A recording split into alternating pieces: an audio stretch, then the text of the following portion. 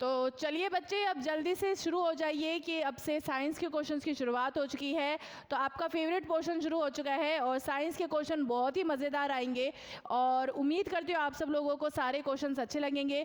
Class अच्छी लग रही है तो क्लास को लाइक ज़रूर कर लीजिएगा और उसके साथ में चैनल को भी ज़रूर सब्सक्राइब करना। जिन जिन बच्चों ने अभी तक चैनल को सब्सक्राइब नहीं कर रखा है, चैनल को भी ज़रूर सब्सक्राइब करें, क्योंकि बच्चे बस अभी हमें यही चाहिए कि आप लोगों का सपोर्ट चाहिए, क्योंकि अभी हम एफर्ट्स ज़्यादा डाल रहे हैं। धीरे धीरे करके हम अपनी क्लासेस को भी इंक्रीज़ कर रहे हैं और पढ़ाने के एफर्ट्स भी बहुत ज़्यादा बढ़ रहे हैं और आप लोगों को भी पता चल रहा होगा कि हम धीरे धीरे करके कोशिश कर रहे हैं कि ज़्यादा से ज़्यादा बच्चों तक हमारी क्लासेस फैल सके, तो वो कोशिश कर रहे हैं। तो बस उस कोशिश के अंदर आप लोगों का भी एक सपोर्ट चाहिए और वो सपोर्ट आप लोगों से कैसे मिल सकता है, अगर आप सब लोग चैनल को सब्सक्राइब कर दो और उसके साथ में जो भी आप जिस भी क्लास में आप हमें अटेंड करते हो उस क्लास को लाइक कर दो। ठीक है जी बच्चे, तो चलिए शुरू करते हैं आज के पहले साइंस के क्वेश्चन को। आपका पहला क्वेश्चन है, when CO2 is pass through blue litmus solution it turns into which colour. जब CO2 को नीले लिटमस घोल से गुजारा जाता है तो यह किस रंग में बदल जाता है? लाल में, दूधिया में, नीले में या फिर इनमें से कोई नहीं? रेड, मिल्की, ब्लू या फिर कोई नहीं?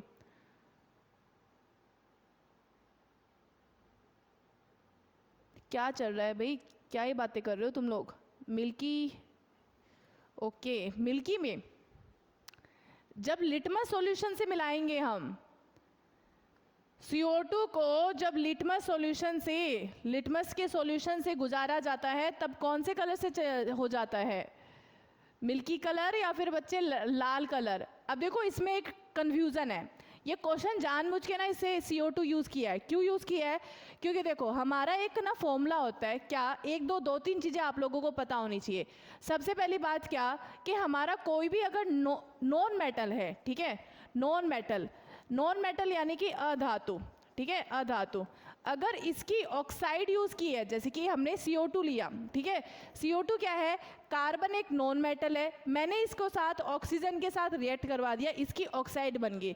तो नॉन मेटल की जब भी ऑक्साइड बनती है तो वो एसिडिक बनती है, ठीक है, वो क्या बनती है? एसिडिक बनती है। दूसरा हमें पता होना चाहिए, अगर कोई मेटल है, ठीक है, जैसे कैल्शियम हो गया या फिर अपना लिथियम हो गया, तो ये अगर कोई आपके पास कोई मेटल है, मेटल की अगर आपके पास ऑक्साइड बन रही है, ठीक है, मेटल की ऑक्साइड बन रही है, तो वो क्या बनाएगी? वो बच्चे बनाएगी आपकी बेसिक बनाएगी, ठीक है, बेसिक बनाएगी। तो आप लोगों को अच्छे से पता है कि अगर कोई भी सॉल्यूशन एसिडिक है सॉरी, अगर कोई भी सॉल्यूशन एसिडिक है तो एसिडिक क्या करेगा? एसिड कन्वर्ट करेगा ब्लू लिटमस पेपर को रेड में, ठीक है। तो सही आंसर क्या हो जाएगा? ब्लू लिटमस पेपर को रेड में कन्वर्ट कर दिया जाएगा। और बेस क्या करता है? बेस करते हैं बच्चे रेड लिटमस पेपर को ब्लू में कन्वर्ट करता है, ठीक है, रेड लिटमस पेपर को ब्लू में कन्वर्ट करता है। तो यहाँ पे सही आंसर मिल्की ना होके रेड होएगा। और एक मिल्की वाला कंसेप्ट भी बता देती हूँ। मिल्की वाला कंसेप्ट क्या है कि जब आप लोगों के पास स्लेक्ड लाइम होता है, ठीक है, स्लेक्ड लाइम क्या होता है? स्लेक्ड लाइम होता है कैल्शियम हाइड्रोक्साइड यानी कि CaOH ट्वाइस। जब आप लोगों के पास कैल्शियम हाइड्रोक्साइड होता है और जब इसमें से CO2 पास करवा दी जाती है तो ये क्या बना देता है? कैल्शियम कार्बोनेट बना देता है, CaCO3। और ये कैसा कर देता है? ये कलर को, मतलब जो सॉल्यूशन होता है, जब इसमें से CO2 पास करवा दी जाती है तब इसमें से CO2 को पास करवाने से इसके सॉल्यूशन को कैल्शियम कार्बोनेट कौन से कलर का होता है? मिल्की कलर का होता है, दूधिया रंग का कैल्शियम कार्बोनेट। तो कैल्शियम कार्बोनेट एक्चुअल में होता है दूधिया कलर का, ठीक है, मिल्की कलर। तो ये सॉल्यूशन को कैसा बना देगा? Milky colour. तो ये कंसेप्ट अलग है, ये कंसेप्ट अलग है। क्या ये कंसेप्ट आप लोगों को डिफरेंसेस समझ में आ गए? जल्दी से बता दीजिए।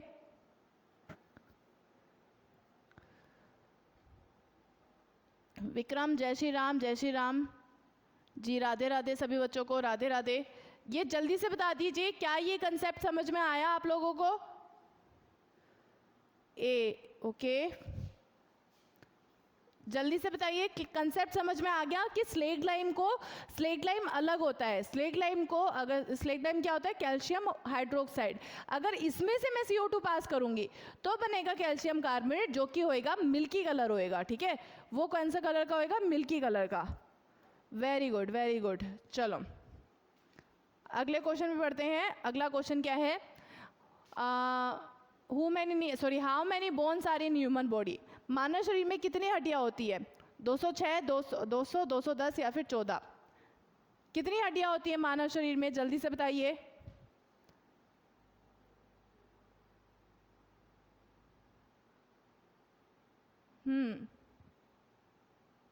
ओके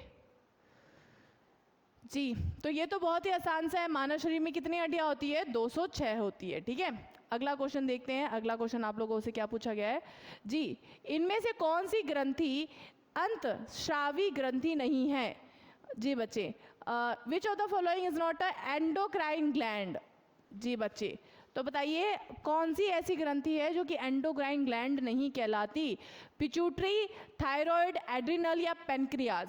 अब ये जो बायोलॉजी का क्वेश्चन है ये आप लोगों को बहुत ही डिटेल में मैं करवाने वाली हूँ। ये किससे है? एंडोक्राइन ग्लैंड से संबंधित है, हार्मोन से जो टॉपिक आएगा। तो जब ये क्वेश्चन आएगा, ये जब टॉपिक आएगा आप लोगों का बायोलॉजी में, बहुत ही डिटेल में करवाऊंगी। ठीक है। Narayan, very good. चलो, तो सही आंसर क्या है? इनमें से कौन सी एंडोक्राइन नहीं है? तो वो बच्चे अग्राशय है। ठीक है, अग्राशय। पेनक्रियास को बोला जाता है कि वो एंडोक्राइन नहीं है, क्योंकि वो एक्चुअल में ये एंडोक्राइन, ठीक है, एंडोक्राइन और उसके साथ में एक्सोक्राइन भी है। ठीक है, एक्सोक्राइन ग्लैंड भी, दोनों ही ग्लैंड क्या कहलाते हैं बच्चे? अग्राशय कहलाते हैं। इसलिए ये आंसर मतलब ये पूरी तरीके से नहीं होएगा कि एंडोक्राइन ग्लैंड नहीं कहला जाएगा, ये दोनों तरह के ग्लैंड होता है। ठीक है, बाकी बात की जाए हमारा एड्रिनल, एड्रिनल से कौन सा हार्मोन निकलता है? एड्रिनलाइन निकलता है, जो कि क्या कहला जाता है? एक एमरजेंसी हार्मोन। एमरजेंसी हार्मोन क्यों? क्योंकि वो हमारे ब्लड प्रेशर को इंक्रीज करता है। ठीक है, ब्लड प्रेशर को इंक्रीज करता है। ठीक है, ब्लड प्रेशर को इंक्रीज करता है।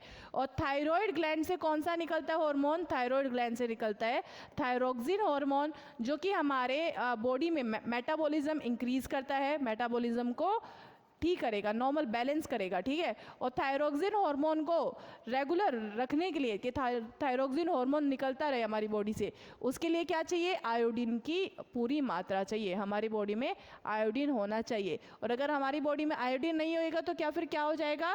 हमारे शरीर में गोइटर हो सकता है। ठीक है, हमारे शरीर में क्या हो सकता है? गोइटर हो सकता है। ठीक है,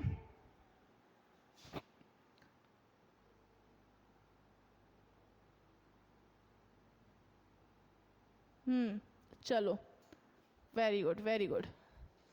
अगले क्वेश्चन में बढ़ते हैं। अगला क्वेश्चन क्या है? Skin, ears and kidney are the example of. त्वचा, कान और गुर्दे किसका उदाहरण है? तो ये आपके ऑप्शन है उत्तक या फिर अंग प्रणाली, अंग या फिर कोशिकाएं, टिश्यूज, ऑर्गेन सिस्टम, ऑर्गेन्स या फिर बच्चे क्या है? सेल्स। किसका उदाहरण है? जल्दी से बताइए।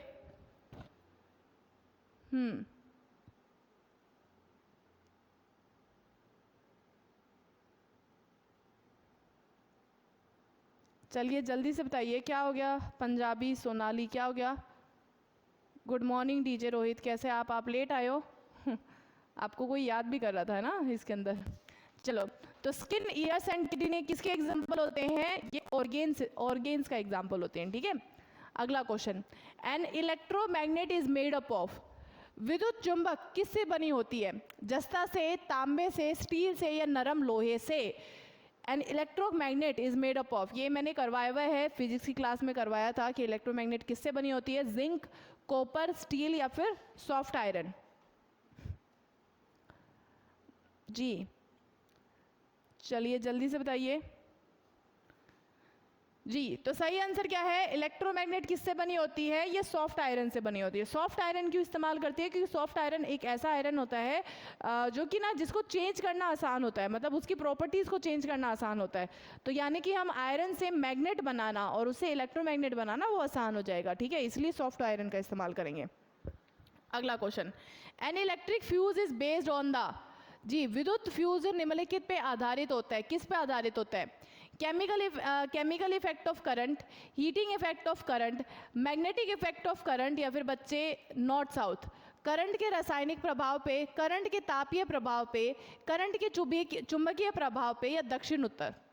जी, इलेक्ट्रिक फ्यूज किस पे डिपेंड करता है?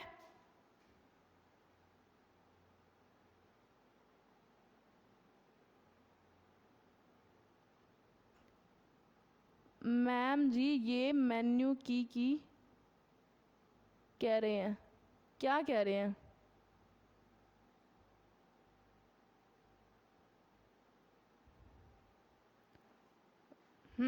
भाई ऐसे तंग मत करो हमारे बच्चों को, ठीक है? चलो सही आंसर क्या है? सबसे पहली बात, फ्यूज़। हमारा जो इलेक्ट्रिक फ्यूज़ होता है, ठीक है, फ्यूज़ किससे बना होता है? उसका मटेरियल कौन सा होता है? मटेरियल होता है बच्चे लेड और टिन का, ठीक है? लेड और टिन का बना हुआ होता है हमारा इलेक्ट्रिक फ्यूज। लेड क्या होता है? पीबी कहलाता है। और टिन क्या होता है? टिन होता है बच्चे हमारा एसएन, ठीक है? लेड और पीबी से बच्चे बन के मिलके बना होता है हमारा इलेक्ट्रिक फ्यूज, जो कि किस पे डिपेंडेंट होता है? Heating effect of electric current पे। Heating effect of electric current पे क्यों? क्योंकि बच्चे हमारा जो फ्यूज होता है, फ्यूज में एक ऐसा मटेरियल होता है, मतलब जो कि किससे बना होता है? लेड और टिन से मिलके बना होता है, जो कि गर्म होने पे क्या हो जाएगा? टूट जाएगा। जिससे क्या हो जाएगा? मतलब जैसे करंट उसमें बहुत ज़्यादा, क्योंकि जब जैसे शॉर्ट सर्किट होता है, आप लोगों से क्वेश्चन आता है कि शॉर्ट सर्किट के दौरान, ठीक है, शॉर्ट सर्किट के दौरान हमारा क्या होता है? मतलब शॉर्ट सर्किट के दौरान हमारे शरीर में ऑल ओवर क्या होता है? सॉरी, हमारे शरीर में नहीं, शॉर्ट सर्किट के दौरान इलेक्ट्रिसिटी में क्या होता है? तो इलेक्ट्रिसिटी करंट क्या हो जाएगा? करंट अचानक से बढ़ जाएगा, हद से ज़्यादा बढ़ जाएगा। और जब करंट बहुत ज़्यादा बढ़ जाता है, तब उसमें से क्या होएगा? करंट बढ़ेगा तो तापमान भी बढ़ेगा, तापमान बढ़ेगा तो फ्यूज़ क्या होएगा? फ्यूज़ के जो वायर्स होएगी वो कट जाएगी, जिससे कि हमारे घर में अचानक से बहुत ही ज़्यादा मात्रा में करंट नहीं आ पाएगा, ठीक है? तो इससे हमारे घर की वायरिंग सेफ रहेगी।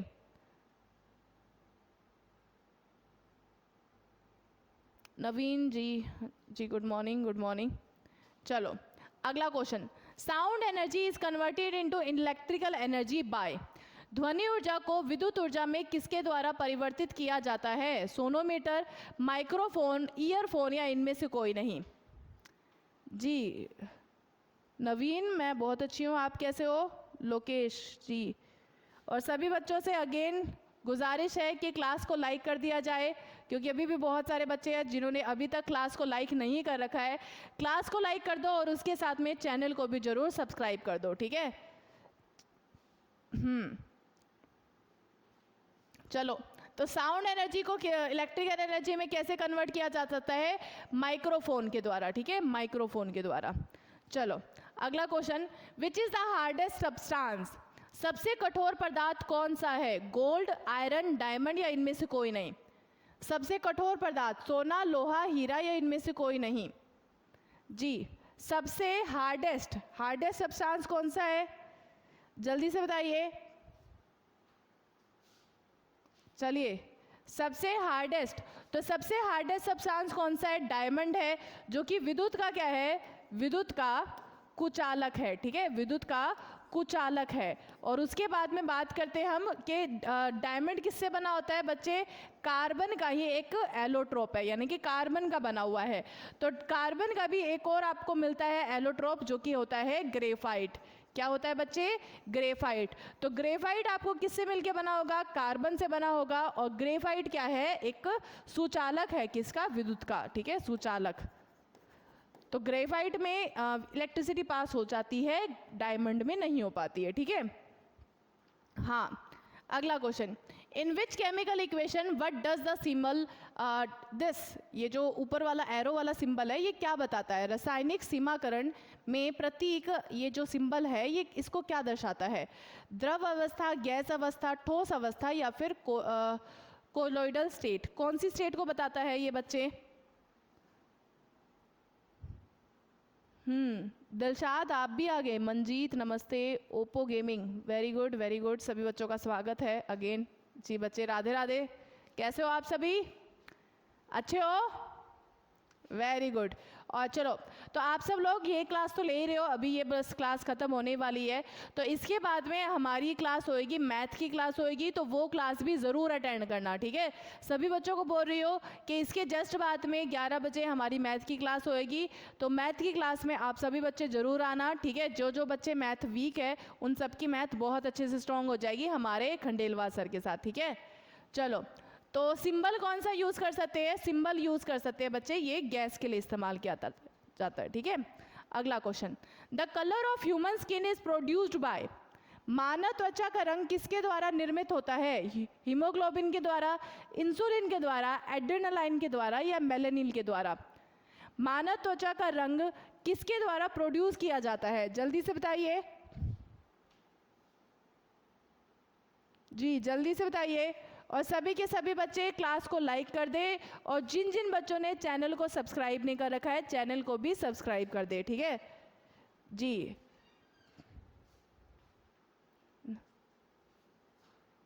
चलो, आपके खंडेलवाल सर आ गए हैं, अभी बस अब क्लास शुरू हो जाएगी, ठीक है। तो ह्यूमन कलर आई का ह्यूमन स्किन का जो कलर होता है वो किसकी वजह से होता है? मेलानिन के कारण होता है, ठीक है, मेलानिन के कारण। अगला question, mammals are evolved from which of the following, स्तनधारी निम्नलिखित में से किससे विकसित हो रहे हैं? रेप्टाइल से, एम्फीबियन से, फिशेस से? तो ये जब मैं बायोलॉजी की क्लास करवाऊंगी तब मैं इसको बहुत ही डिटेल में, मतलब एकदम अच्छे तरीके से समझा दूंगी कि रेप्टाइल क्या होते हैं, एम्फीबियन क्या होते हैं, फिशेस क्या होती है, इन सब चीज़ों को अच्छे से करवा दूंगी, ठीक है। अभी समझ लो कि सरीसृप या फिर उभयचर या फिर मछलियाँ या इनमें से कोई नहीं। तो बच्चे सही आंसर क्या है? मैमल्स जो है, स्तनधारी जो है, वो रेप्टाइल से इवॉल्व हुए हैं, ठीक है। कहाँ से? रेप्टाइल से। चलिए, the outermost layer of skin is, जी, त्वचा की सबसे बाहरी परत क्या कहलाती है? डर्मिस, एपिडर्मिस, कोर्टेक्स या कटिगल? तो त्वचा की बाहरी लेयर क्या कहलाती है? एपिडर्मिस, ठीक है, epidermis. Where is bile secreted from the stored, मतलब जब यकृत द्वारा सारित पित्त कहाँ संग्रहित होता है? तो वो बच्चे गॉल ब्लैडर, पित्ताशय में संग्रहित होता है, ठीक है। चलिए, तो आज के बस क्लासेस यहीं तक थी आज की। उम्मीद करती हूँ आप लोगों को क्लास अच्छी लगी होगी। क्लास अच्छी लगी होगी तो क्लास को लाइक करिएगा और उसके साथ में चैनल को भी जरूर सब्सक्राइब करिएगा। और अगर आप लोगों को इस क्लास के नोट्स चाहिए, PDF चाहिए, तो आप लोगों को कहाँ मिलेंगे? हमारे ही चैनल एक चाणक्य विद्यापीठ के नाम से टेलीग्राम चैनल है, जहाँ पे आपको सारे नोट्स और PDF अवेलेबल हो जाएंगे, ठीक है। चलिए, सो बस थैंक यू सो मच। उम्मीद करती हूँ आप लोगों को क्लास अच्छी लगी होगी, और क्लास अच्छी लगी होगी तो प्लीज़ ज़रूर क्लास को लाइक करिएगा, और उसके साथ में जी बच्चे जितना हो सके क्लास को शेयर कर दीजिए। और फिर हमारी कल होएगी बायोलॉजी की मैराथन होएगी, तो कल बायोलॉजी की मैराथन में सबका स्वागत है, ज़रूर आइएगा। और जितना हो सके चैनल को भी सब्सक्राइब कर दीजिए, क्योंकि अभी हमें सब्सक्रिप्शन की भी ज़रूरत है, ताकि ज़्यादा से ज़्यादा बच्चों तक ये क्लासेस पहुँच सकें और ज़्यादा से ज़्यादा हम जो एफर्ट्स डाल रहे हैं उनका रिजल्ट भी हमें मिल सके, ठीक है। So thank you so much और have a good day and keep making notes and keep revising them, ठीक है। चलिए, बाय।